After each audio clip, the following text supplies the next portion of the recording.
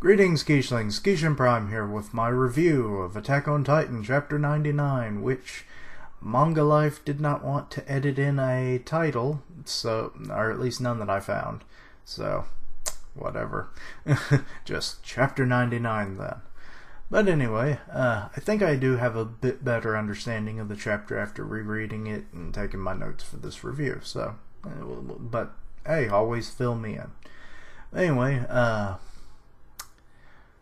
another flashback of their time in the walls and everything. I guess it would have been 2-3 years ago. Bertolt's talking about the hanged man from chapter or two ago, and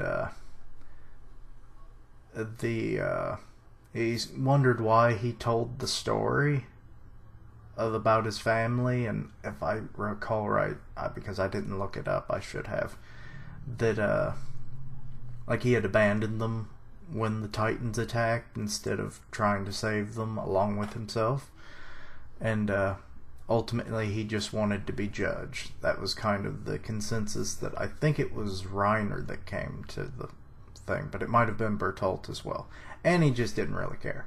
But that's Annie. Falco, he's confused at Reiner's reaction to meeting Eren.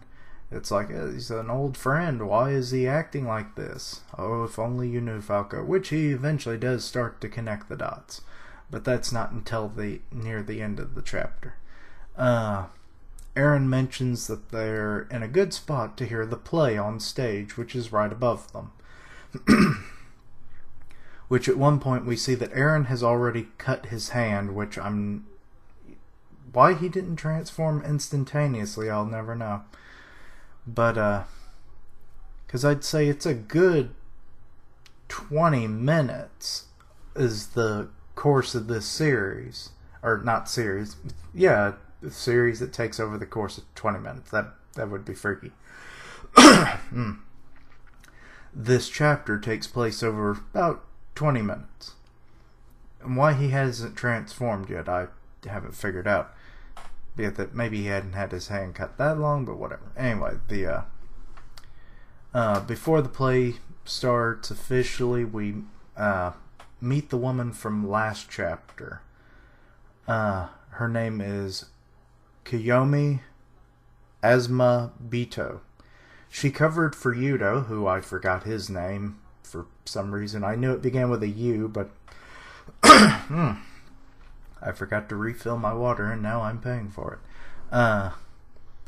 When he spilled wine on her during the banquet and everything, and she covered for him, which was nice. And she wishes Lord Tiber luck on his role in the play and everything, and she leaves. Which she doesn't stay to watch, so I'm wondering what that all means. We see Karina, and she's like in a reserved seating spot for all the families of the warriors, the Titan users.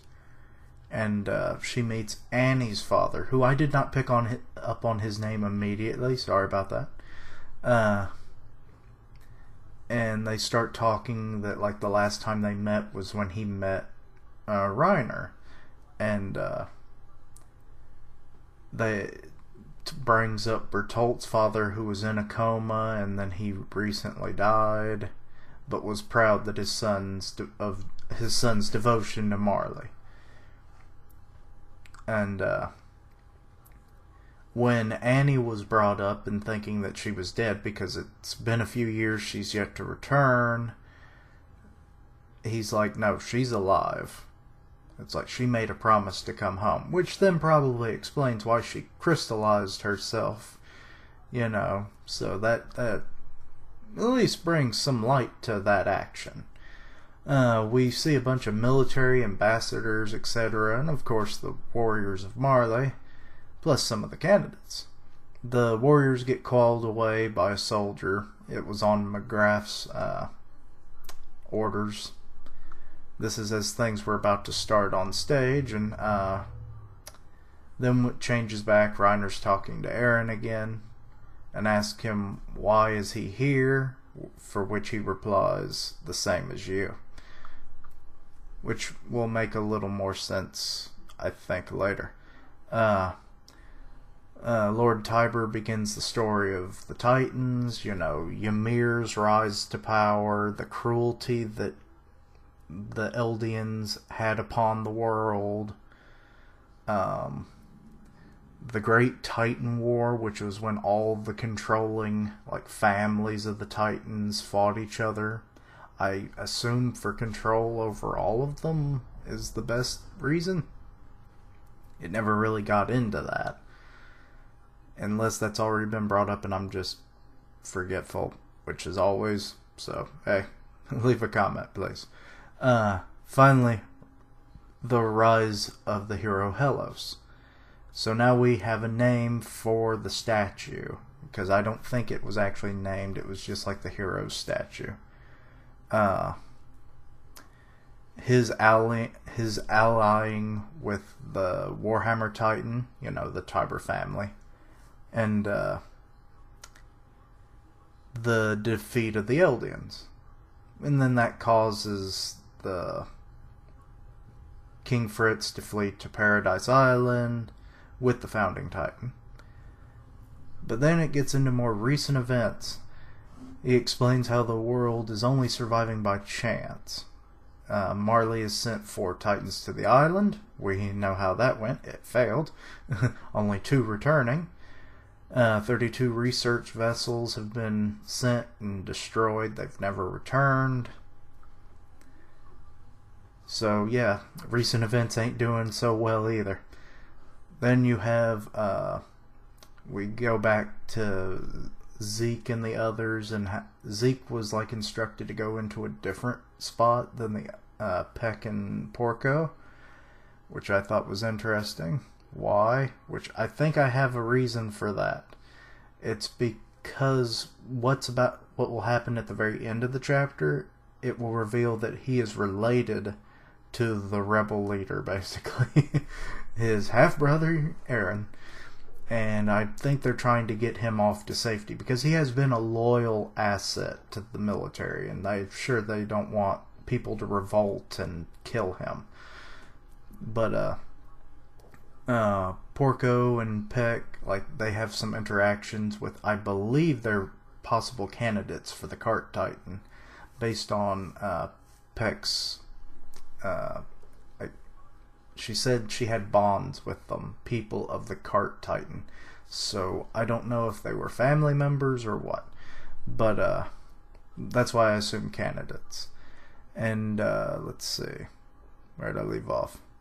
Anyway, they're shortly hurried on into a room by the soldier. They notice that McGrath is not there. And it's well, what's the meaning of this? And he cuts a wire or a rope, and it triggers a trapdoor underneath the 2, and they fall, which exactly where that's going, I have no idea. What are they just going to gather up all the Titan shifters and murder them on stage? And it's we will defeat Eldians, all of them, eradicate. I don't know. But Falco finally starts connecting the dots with what's being said outside, opposed to what's, this whole weird interaction between his mentor and supposed friend of mentor. Then Tiber reveals the truth of the events of 100 years ago. King Fritz was the one who ended the war. He hated the cruel history that his people had put upon the world, and he wanted to end that. So after gaining the Founding Titan, he allied with the Tiber family, sacrificing himself in the end to defeat the Eldians, and gathered them all together. Or first they created the hero Helos to kind of act as a figurehead of all the peace that would be coming. And then he gathered up all of the Eldians that he could, took them to Paradise, sealing them inside the wall, and had a threat kind of going against the rest of the world, is that, if you trample on my peace, I will end you. But secretly, he had vowed to be a pacifist, which is something he would later pass on to all of his descendants. And, but should Marley ever gain the power to take the Founding Titan, eradicate all the Eldians, whatever they so choose, it would all be accepted, which is kind of a, I guess that would make sense in a way, but the way that it was all being read, and it was hard to know who was supposed to be stating such things. I assume Fritz. Those were his wishes. I don't know.